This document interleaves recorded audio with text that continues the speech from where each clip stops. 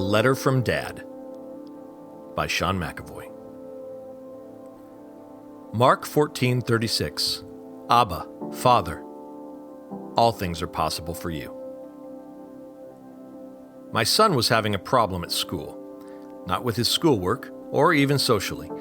It was a personal problem, and it was minor, but it was of some concern to his mother and me, and if he didn't solve it soon, it would become of greater concern to him as well.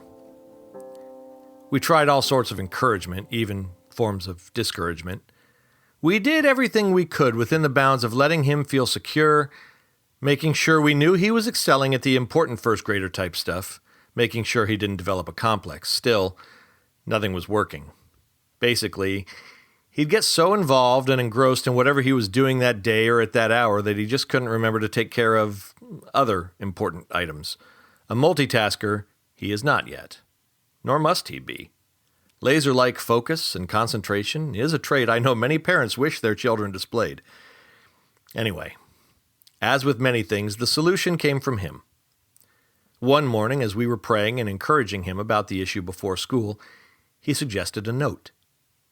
He said it might really help him if I wrote him a note, a special secret note in a code just for us that he could keep in his chair pocket at school, one he could take out every day and read and think of me and remember what he was supposed to do. Immediately, I got out some paper, wrote out a message of love and encouragement that also contained a hidden meaning for Jordan, and sent him on his way, not knowing what to expect.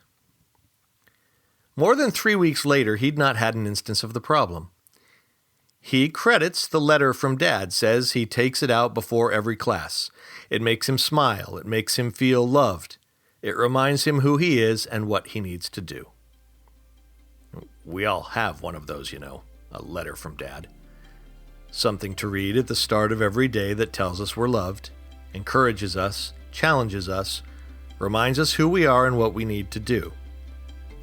A note that has surprising power to heal our woes and solve our problems. Intersecting faith and life. Have you read yours today?